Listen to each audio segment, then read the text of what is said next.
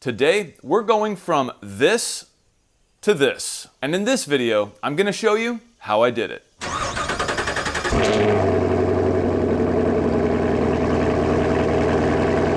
A while back, I updated my 1995 GMC Suburban with a brand new spiffy set of fog lights from Diode Dynamics. At the time, I was doing a lot of research with all the major name brands out there that make off-road pod style lights, and I couldn't really find exactly what I was looking for. What I wanted was an extremely high quality, well thought out designed light that was also affordable. And what I came up with was this company called Diode Dynamics. For the sake of me not butchering what their lights are all about, go to their website and check them out. I'll put a link down in the description below. But for one thing, I can tell you they have an excellent design and seem to be built like a tank. And another thing is their lenses. They have what they call TIR, or Total Internal Reflection. And again, without butchering it, it's basically where every bit of that light is actually being used and nothing is being spilt or lost just because of the reflector couldn't handle it. You'll just have to go to their website to know what I'm talking about, but I can tell you that it is pretty astonishing how focused and perfect these beams are. So in this video, I want reverse lights, and naturally, I went back to Diode Dynamics. The lights we're gonna look at today are their Stage Series C2. In the box, you'll obviously get 2 of these light pods. I already have 1 of them mounted, but let's take a closer look at the pod itself. This is a dual LED light, and it currently has their fog pattern lens. And looking at the back here, you can see their heatsink design, as well as the socket for their wiring harness. Included in the kit is this 3-wire plug. You have the red wire to power the light, the black wire is obviously a ground, and then you have this blue wire which does something special. Let me tell you about it. These pods have a party trick. They don't simply light up, turning night into day. They also have a backlight. This backlight comes in a few different colors. The version I got is red. And so while these aren't blasting the full brightness of the white LEDs, you can have a red or blue or amber backlight. There may be other colors too. Also included in the box are some very basic mounting instructions and a stencil which I have all but destroyed, so I had to make my own. The gasket for the light is this pretty thick rubbery material, and since I destroyed my paper stencil, I had to resort to using this. That is exactly what I used to make my new cardboard stencil, and it works pretty good. These lights are modular, which means you can rebuild them. For example, you could swap out the lenses for a different lens if you want, or you could change this from a flush mount design to a pod style design. You can see the screws on the back here that you can remove. And if, for example, you wanted to swap out the lenses, you just go to their website and order a new lens. In this bag right here is their flood style lens. And here is that flood style lens. And if you take a look at it from the side, you can see just how intense this is. Flipping it over on its back here, you can see exactly why these things are different from all the others. This is why these lenses are called TIR lenses, or Total Internal Reflection. It is because these lenses are solid. They are designed to capture all the light and to focus it exactly where they want it to go. This way, there's a very minimal amount of light that is actually lost or spilled in areas that they don't want it to be. So let's talk about mounting. You can see here on this passenger side, I already have one of the lights mounted. This is a flush mount light, and you can see it is flush mounted there into the bumper. You can also see, just like the front fog lights, I have cut out some of the trim here in order to flush mount it into the trim also. This accomplishes a couple of things. Number one, my rear bumper here is curved on the bottom. So in order to mount this light to the flattest part of the bumper possible, I had to put it up higher. And the only way to do that was to cut out this trim. But the plus side of that is I think it looks a lot more factory. It looks like it could have come from the factory with these lights installed. So let's get this driver's side light installed. I already put my template up and cut out the trim with a razor blade. Surprisingly, with a razor blade, it was very easy. You can use this rubber gasket as a template, but I found that it moves just a little too much. So instead, I made my own template out of cardboard. Now I have this template that doesn't move, and I can test for fitment and trace out the interior cut line. Now that I have the interior cut line traced out, all I need to do is cut it out. And to cut it out, I'll just use this grinder with a cutoff wheel. I was very careful with this passenger side. I made my main cut starting in the middle of the line and went over to the edge as far as I could. That proved to be a little harder on the vertical lines here because they are a lot shorter. I was trying very hard not to cut into this trim. But you can see this trim is not in perfect condition, so even if I did nick it here and there, it's not going to be that big of a deal, but overall I think I did a really good job. After I put the main cuts in, I followed up with a hacksaw blade. And with that hacksaw blade, I was able to finish all the way down to the edges and pop the piece out. I have my personal protective equipment on, so let's get started.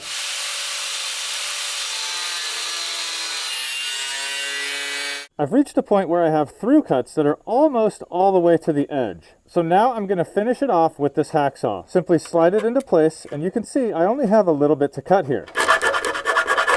Now that the hole has been made, all I have to do is come back with a file. Any old file should work, but I'll be using this one.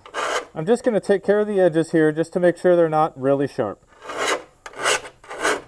And after quite a bit of filing by hand, I was able to get this opening pretty close to perfect. Now if I slide the light in, it fits in there nice and snug. Now I need to scribe where I'm going to drill the holes for the mounting bolts. I'm going to use something sharp, just like this small file here. I'll make sure that my light is level, and I'll reach in with the tip and just scribe the hole there. After scribing those holes, you can see here what it looks like. Now I can come in with my 7/32 drill bit. I've already punched the center of the holes, and hopefully we're gonna get a hole right where it needs to be. Close enough. And here's what those two holes look like. Lining up the gasket here, I can see that everything is spot on. Inside this bag, we have our wiring harness here, as well as our mounting hardware. And this looks to be all stainless steel. I'm not exactly sure if this nylon washer is supposed to go on the front or the back, but we're just putting it on the front here. And here's what we're looking at from the back. You can see the light fits snugly into the hole, and you can also see the fasteners we have to tighten here. And the final install should look something like that. The hard part is now done. We have both lights completely mounted, and they look fantastic. Very close to a factory look, which is what I'm after. The only thing we have to do now is actually wire them up. And that does pose a bit of a problem because there's multiple ways to go about doing this. And of course, I want to do it as easily as possible, but I do want them to function like they would have if they came on the truck from the factory. I want those new reverse lights to function every time I put the truck in reverse. And the red backlight or running light, I want that to be on anytime my truck's lights are on. So essentially, I want it to be automatic. I don't want to have to worry about flipping a switch. Okay, on to the wiring. So obviously there is a few different ways I could go about wiring these auxiliary lights. And because of that, it's forced me to put in a lot of thought. I think I've come up with a brilliant solution, but in the end of all of this, I want you to comment below and let me know if you would have done anything different, or if you think what I did was absolutely dumb or brilliant. Let me know. Okay, so here it goes. Scenario number one. I buy from Diode Dynamics their pre-wired wiring harness and wire it up that way. The wiring harness is $60. It's their heavy-duty harness. It includes a relay and a switch. The downside to that is that not only does it cost $60, but now I'm switched. Now the only time these lights are gonna work is if I flip the switch in the cab. In the beginning, I can see, flipping that switch a lot, using the lights, but over time, that will wane. The coolness of the lights will wear off, and you essentially will just stop using them. Now, that's not to say that I wouldn't need them, but I think I would just get lazy and not flip the switch every time I was backing up to turn on the reverse lights. You get the picture. That was problem number one. Problem number two is I could hardwire everything using relays and fuses, making it all automatic so that when my factory running lights are on, these auxiliary red backlights are also on. And when I shift into reverse, the lights come on. I could do it all that way, but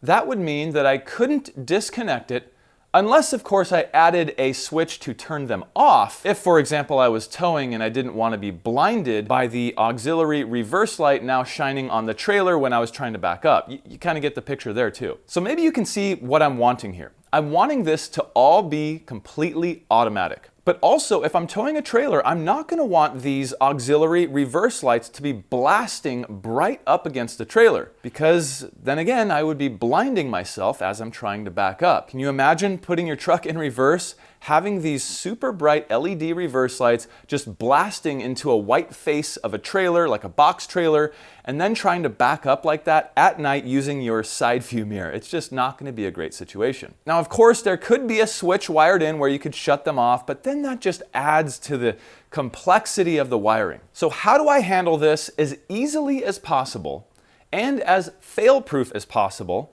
and have it be completely automatic? I'm going to show you what I came up with. Okay, what you're looking at here is the wiring harness I just created and the solution to all of those problems. So this is my flat 4 trailer wiring harness that usually just hangs out back here, rarely being used, and connected to it here is another flat 4 wiring harness. And this is the side that would be coming off of your trailer. For wires, I of course have the green and yellow, which are your turn signals, this brown wire, which is your running light, and the white, which is ground. You can see here I've taken the white ground wire and soldered 2 black ground wires that are running to the black ground wire on each one of these plugs. Next, I've taken the brown wire, which is the running lights, and soldered 2 red wires, and the red wires are soldered to the blue wire on these plugs, and this blue wire powers the red backlight in these auxiliary lights. Now you can see here the last wire we have on this plug is this red wire. This red wire is the power to the main white LEDs, the whole purpose of this light. I realize this might be starting to get a little confusing, and that's okay because it's a little confusing to me too. Let's get back to the basics. What I'm trying to do is run these lights completely off of this trailer wiring harness, as well as tapping into the wire that powers the reverse lights in each one of my taillights. That wire is a light green wire and it's easily accessible right next to each one of these auxiliary lights. Okay, here's the back of the light here, and here's the socket that this plug needs to plug into. We have our ground connected, and we have the red backlight connected. The only thing left is the main power to the main 2 LEDs. If we pan from there to right here, you can see this green wire that I've already pulled out of this loom. And this green wire is the power directly to the factory reverse light. So all I'm gonna do is cut this wire here. I'll then connect another wire running from here straight to here. So anytime I put my truck in reverse, this wire will be throwing power directly here. Okay, I do realize only about 5% of all of that wiring talk was intelligent. That being said, I hope I'm doing somewhat of a decent job conveying exactly what I'm doing here. The whole reason why I want to use that existing trailer wiring harness is so that if I ever need to tow, I can simply unplug that harness that I'll be using to run these auxiliary lights and plug in the trailer's wiring harness. Unplugging what I have going on here will remove the ground, thereby rendering these auxiliary lights non-functional. And that's okay, because the only thing those are going to do is have a red backlight, which I won't need because the trailer will have its own lights, and it will no longer throw off its incredibly bright reverse light. And that's okay because the only thing that will do is blind me as it reflects off of the trailer surface, and I'm trying to look in my side view mirror to back up. So enough talk, let's get this finished and see what these look like. We have all the soldering and heat shrink done with the wiring. You can see here what I was talking about with the 2 green wires and another red wire. This red wire, if you follow it down, just attaches to the red wire on the end of the plug. And you can see the other wires here are all ready to be secured. And the same goes for all the rest of the wiring. In terms of what I'm seeing on the back of the screen here on the camera and what my eye is seeing out here outside, it seems to be very, very similar. So I'm pretty sure that what you're seeing on this screen pretty much represents what I'm seeing in real life. When I pan the camera down, however, it does compensate, and this red light on the street here definitely isn't this bright in real life, but you can see that these red lights do cast a light down on the street, which I actually think looks pretty cool. And there it is. If I back up, you can see just what that all looks like. I gotta say, I also like the placement of these lights.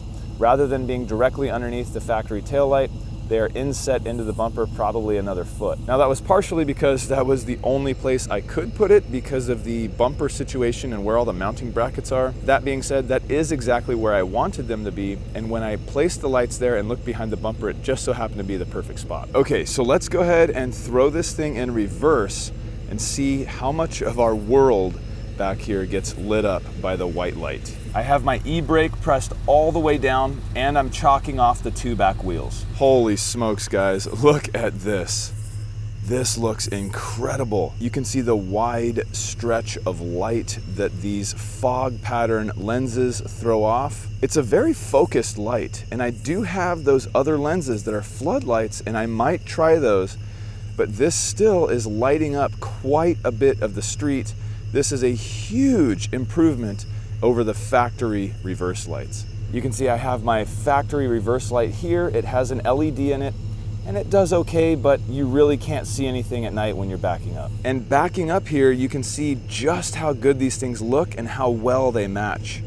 So this is a totally automatic setup. Like I was saying, when I put the truck in reverse, these lights automatically come on. I don't have to think about it. They're always gonna be there, always on. And if we take a look at the ground back here, wow, that is pretty incredible. And I do wanna say I am on somewhat of a slope, so the light actually might be getting cut off because right about here, the street kind of angles up. So if I was on more of a flat surface, I think this would go out farther. But here we are standing pretty far away, and you can see how much light is being thrown off by these reverse lights. Wow, I'm calling them reverse lights. I know they're just simply auxiliary lights, but I'm using them as reverse lights, so I'm gonna keep calling them that. It's such clear white light too. And like I was saying, you can see the absolute cutoff here. These are very focused beam pattern. Like I said, I still have those flood pattern lenses that I could throw on just to see what it looks like. But I do think that would decrease the amount of light just because it's throwing the light in a lot more sporadic directions. This lens, the fog pattern, throws it in a lot more focused direction, so it's a lot brighter. But I have to say, that is pretty good. Let's see what it looks like from inside the truck. Okay, so here we are in the truck. We're looking through the driver's side window into this side view mirror. Now let's see what happens when I throw the truck into reverse.